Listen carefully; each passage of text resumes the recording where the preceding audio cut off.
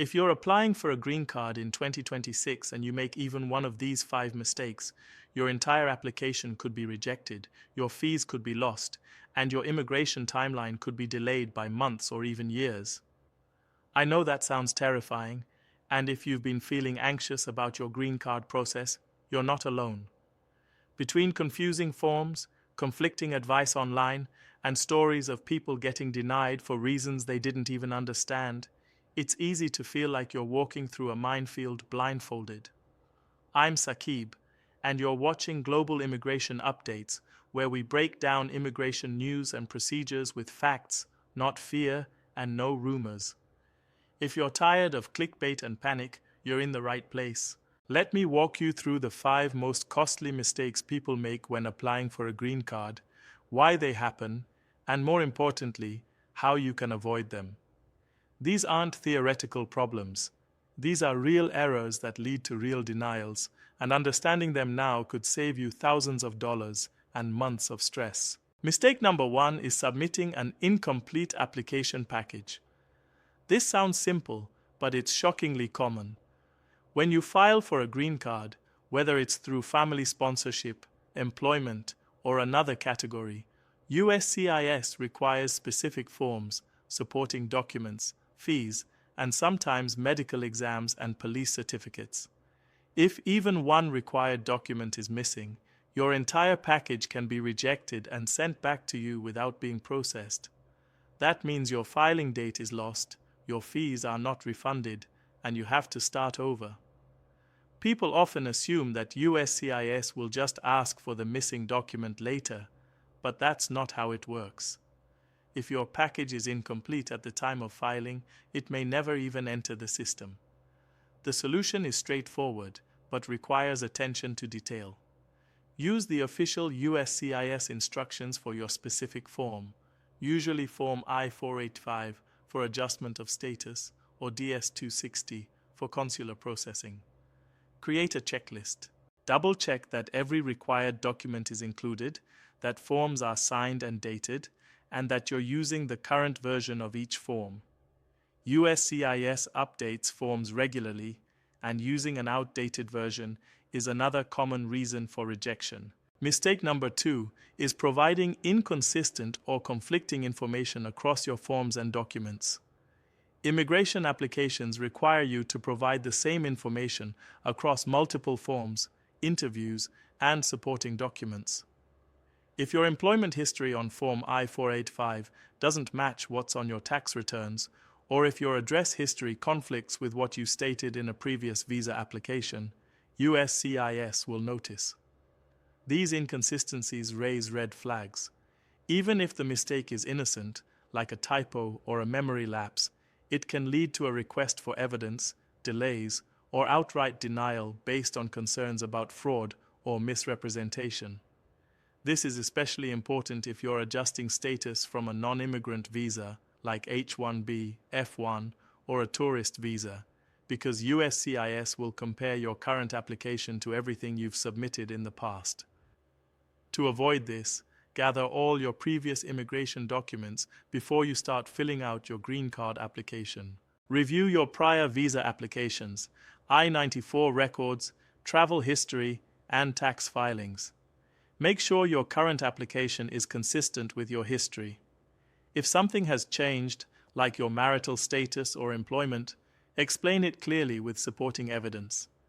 Consistency builds credibility. Mistake number 3 is failing to disclose past immigration violations or criminal history. Some applicants believe that if they don't mention a prior overstay, a denied visa, an arrest, or even a minor traffic violation, USCIS won't find out. That is absolutely false.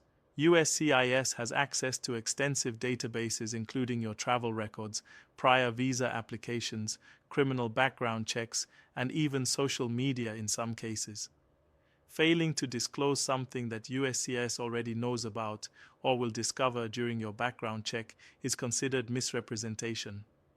Misrepresentation is one of the most serious grounds for denial and can result in a permanent bar from entering the United States. Even if your violation was minor or happened years ago, you must disclose it. The key is not whether the violation disqualifies you, but whether you are honest about it. In many cases, minor issues can be explained or waived, but if you hide them, you lose that opportunity. If you have any criminal history, even charges that were dismissed, or any immigration violations like overstays, unlawful work, or visa denials, consult with an immigration attorney before filing. They can help you present the information correctly and determine if you need a waiver.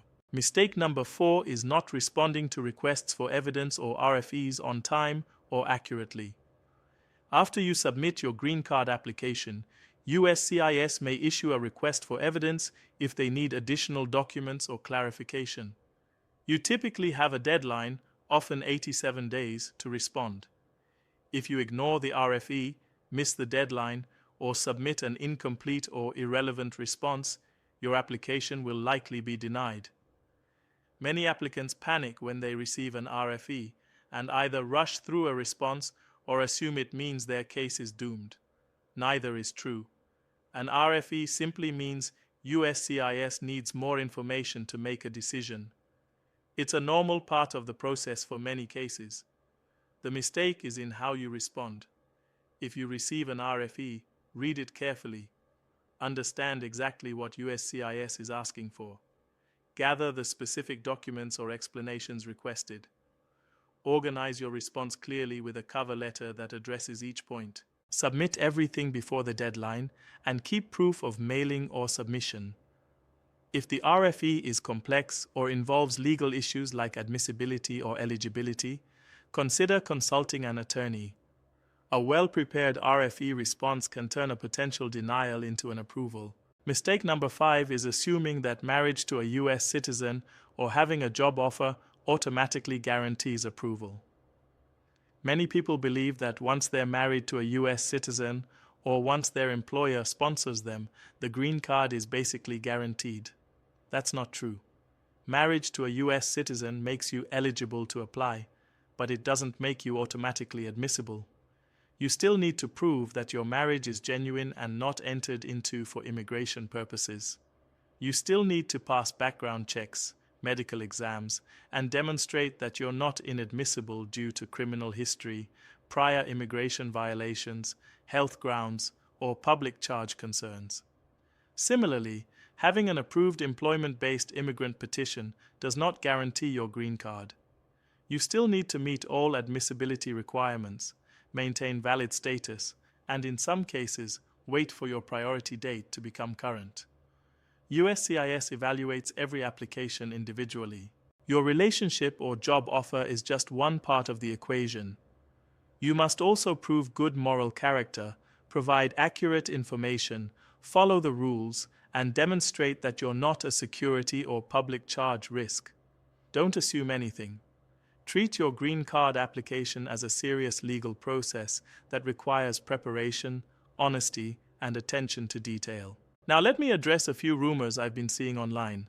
Some people are spreading fear that USCIS is rejecting more green card applications in 2026 due to policy changes or political reasons. As of now, there is no official policy change from USCIS that has made the green card process harder across the board. What has changed is that USCIS is enforcing existing rules more carefully, conducting more thorough background checks, and issuing more RFEs when applications are unclear or incomplete. This is not new. This is how the system is supposed to work. Another rumor is that certain nationalities or visa categories are being targeted. While processing times and visa bulletin movement vary by country due to per-country caps, there is no evidence that USCIS is systematically rejecting applications based on nationality alone. Denials happen when applicants don't meet the legal requirements, not because of where they're from.